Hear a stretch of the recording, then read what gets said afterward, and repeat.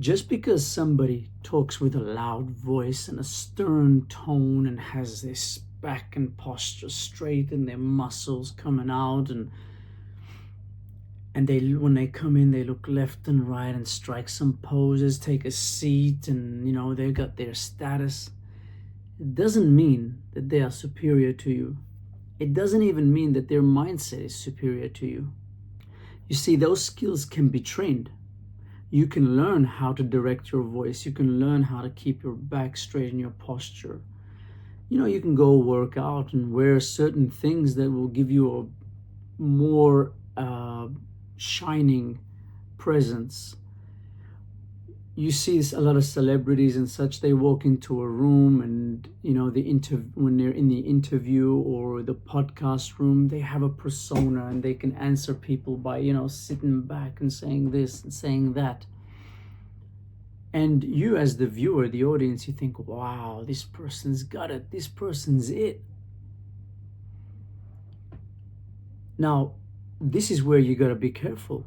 You see, when you already have that established status and you're walking into a room where people know who you are, or where the audience all know who you are, you already have a perceived status.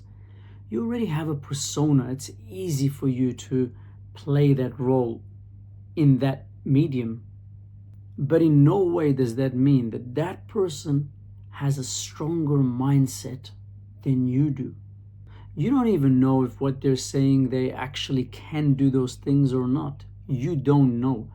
You assume that they're true because you're looking at them. He's a male figure, and the females that are in the room, when he's talking to them, he's making them be quiet, or and then you perceive that, he must be who he is. That's a persona. It's like assuming that you see a guy on TV in a movie, and you think, he just knocked out 4 guys, he must be that guy. It's a persona. It's a character. Just because somebody's wearing the gladiator outfit doesn't mean they're the gladiator. So there's an acting component to this. And whatever you see on, when you're looking at people's Instagram, their YouTube, movies, the media in general, when you're seeing people, you're not really seeing, you don't know what you're seeing, actually, is the better word to say. I'll give you a little example. How often do if you've been on dating sites, you see people, or on things like Snapchat and Instagram, you see people in their photos or their videos, and they look in a particular way. And then when you meet them in real life, you're like, they don't quite look like that. They're not as confident in person as they are behind screens. And the more you buy into their personality, the more that you will be the inferior one. Does confidence really have an archetype of how you should behave? People say, if you speak with a loud voice, or somebody walks into the room and they're like eyeing people down, they must be confident. I once saw one of the worst YouTube, it was on YouTube, a YouTube video, but there was this one guy who was like really roided up and such, and was walking around with muscles, and there was 4 other guys who looked pretty average, and this one guy was shouting and really trying to intimidate the others by saying that because he has muscles, that's what makes him the alpha. Do you really think that just by talking in particular ways that is real confidence? Because acting only goes so far. When you're talking to a partner, to show all these confidence levels, and then when a problem happens and one side decides that I'm gonna leave, does the other person maintain their confidence? When we see people, for example, in the UFC, before the fights, the post-conference, we see them talking to each other, we call it trash talking. Once they step into the octagon, it's a very different perceived confidence and real confidence. Albert Einstein, He was definitely not muscled. He was definitely not massive posture, and but was he not an alpha male? If that thing even, you know what, even that whole word, alpha male, alpha in what? What exactly are we referring to? So you're gonna tell me Einstein, because he didn't have muscles, didn't speak with that tone, wasn't a leader? What about Isaac Newton, who stuck to himself the whole time and he was pretty known to be an introvert? You're going to tell me because he did that and he wasn't out there and, you know, he was not an alpha? Some cultures believe that a firm handshake is the way to go. Some other cultures actually believe that a soft handshake is the way to go. You can't perceive confidence from that. For example, I know when I was a kid, from where I come from, if an older person is talking to you, you look down out of respect, not out of fear. In other cultures, I remember, this confused me a little bit as a kid. When they're talking to us and we look down out of respect, we think it's respect, they tell us, hey, look at me when I'm talking to you. And then in my head, I'm confused. I'm like, my parents told me looking down was respect. This person wants me to look up to them for respect. You see, there are things that are perceived as confident, and there are things that we perceive as not confident. But how true are they? Is it true that if you have a quiet tone, you can't be a leader, an alpha? I would say let's take a step back. To know if somebody is confident in themselves, if they have a strong mindset in themselves, unfortunately, we're not going to be able to tell straight away, because you can be confident in what you have, not in yourself. You can be confident in the group around you. I see this all the time. When I see schools, or even when I was at school, I remember certain kids were very loud, very aggressive when they're with the other boys. Or even girls, when they're with their groups, they're very loud and appear confident. Yet when drawn by themselves, you see a very different character.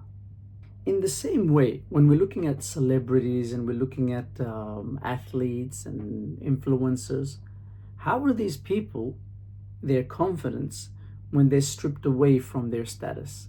So for example, when you see an athlete fall from grace, how do they behave? When an athlete has just lost, how do they behave? When someone loses money, loses status, how do they behave? When they get dumped by their partner, how do they behave? You see, now, if you put it into that context, once you take something away from someone, how does that affect their mindset? See, all these mindset gurus out there, and they're sitting there trying to tell you, work on your grind, work on your money, on your status. And they're not wrong. You should work on those things, but do not think that those things that you gain are what give you confidence. If they do, your confidence is fake. Really, what should come out of it is the hard work that you do is what changes you. It's not what you gain. Because, sometimes there are musicians out there that work very, very hard and they never make it. They never become famous. There are actors out there who are so good and they never become famous. You see, fame does not equal success all the time. Sometimes it's an opportunity that you get, another person doesn't get. But confidence is not an opportunity. Confidence is something that you develop self-worth in yourself. That self-worth, that is the real confidence. When you're by yourself, because you know what? Every phase you're going to go to or go through is going to end. You're going to go through a phase where you're young, but that's not going to last. And then you're going to get a bit older, and then a bit older. Vice versa, you might be somebody who's very athletic and then you get injured. Now, When you're injured, you're not going to have the same strength. You're not going to have the same physique. What's going to happen to your mindset? It's very easy to be in a group, and then in that group you feel strength, because that strength is not yours. It's actually the group's strength. And it's not wrong. We do need that. But you need to be careful that you don't mistake that, because so many people, I don't know if you've ever heard of something called the mob mentality. Soldiers, rebels, and things like that, when they're in war, they will commit atrocities, and then they will say later on, after the war is over, they'll say, "Oh, I did this. It was a group thing. I conformed to it." Or, if you don't do it, then they consider you not one of them. You'll see that a lot. Now think about that kind of scenario. That soldier, when he was in the war field, he had confidence to do things that he generally wouldn't do, because his entourage is pushing him to. He feels like, if I don't do this, I won't be one of them. So here, actually, that shows you a weak mindset. And what this mob mentality is you're seeking approval. You see, that's the core of the weak mindset. You're looking for approval. You haven't developed intelligence in yourself enough to make you say, no, this is what I'll be doing. Whether you push me or whether you don't push me, I will not do that thing, because it doesn't sit right with my values. Whether I have $1 million or no dollars, it doesn't sit right with my mentality. Those people that they come out and give a speech, and then they're looking for any nod. They need someone to do this, and they end when they're talking, instead of finishing their statements as a statement, they'll finish it with an intonation. I am this. Is that right? Yeah, I am that. The problem with that is, you see, life is always on the go. You don't always have time to get people's approval, and you have to develop your own intelligence. And that intelligence is the basis of your confidence. That intelligence is the basis of a strong, unbreakable mindset. So the first step always to bettering your mindset is actually addressing your intelligence. Sure, your body needs work. Sure, your tone and your posture and all those need work. But your intelligence is the core of it. Because let's face it, sometimes there are people, and this video is dedicated to you guys. They're confident, they're just not loudspeakers, and they don't want to be loudspeakers, and they don't need to be loudspeakers, and they don't need to have stern tones. You don't need that.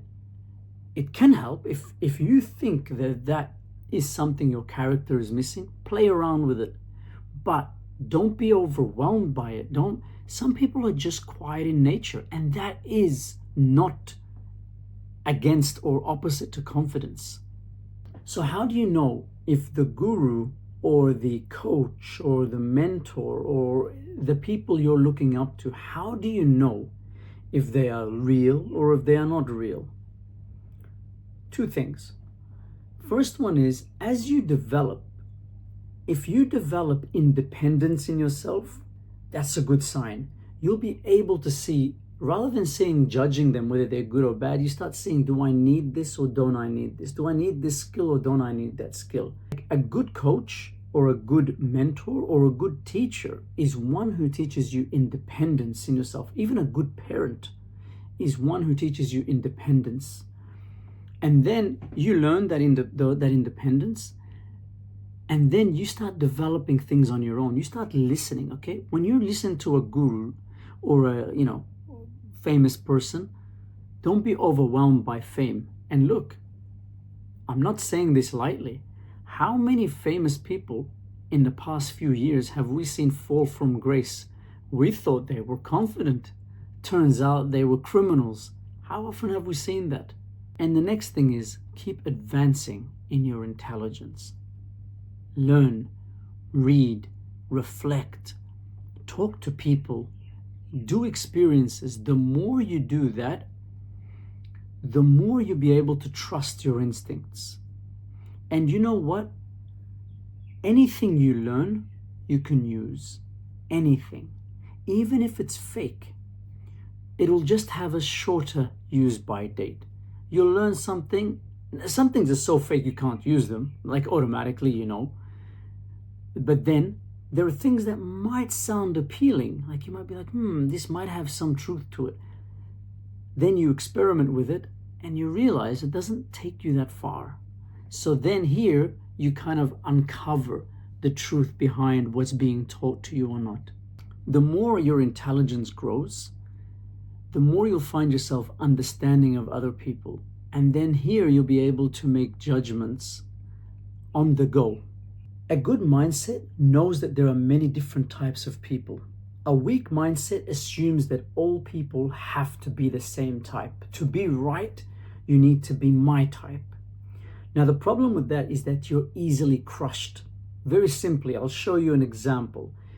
One person goes out, meets someone who's like-minded. They're like, this is good. Or they go out and they meet someone who's not like them. They feel threatened. Now that being threatened is a sign of a weak mindset, because you're like, hey, how can that person exist? The more diverse your mindset is, the stronger it will be. The more it knows that there is an infinite amount of possibilities out there, the stronger your mindset is. The more locked up, the weaker you're gonna be. Now, you can't open up like this. It doesn't happen. Like you can't just go, okay, I'm open-minded as it works out. No, you open up actually genuinely through experience. Meet people and be genuine and authentic in your meeting. Do try new things and be genuine and authentic in how you try it. And as you go along, see, is the difference between people, not on a superficial level, but deep inside. Is there a real difference? Or is that difference just face level? Now, the more you start perceiving that, the more your mindset expands. And in that expanding, you're able to accept very, very different experiences, very different scenarios. That acceptance of different scenarios, that is a major step in your mindset growth. So don't be taken by all these people who run status and assume just because they have status, they have a strong mindset. It doesn't work like that. You have to see somebody go through experiences. You have to see somebody through time. And even then, when you're learning from someone, just remember, we're all human. So whether you are the top of the food chain or right on the bottom of the food chain, it doesn't really matter in terms of mindset. Your actions are what matter. Your behavior when you're stripped away from that scenario is what matters. And a lot of those guys, you can't really judge that perspective. The only person you can judge like that is really yourself. You go through things, and as you go, like, you know, you might be at a job and you get rejected by a particular offer. And when you get rejected, it totally destroys your life. Instead of thinking about the destruction of your life, you should think about how can I build my confidence? How can I build my mindset that I don't get crushed? Same thing if you approach somebody to try to date and then you get rejected. Same thing. Is that person saying no to you gonna destroy you, or are you gonna be able to move away from that?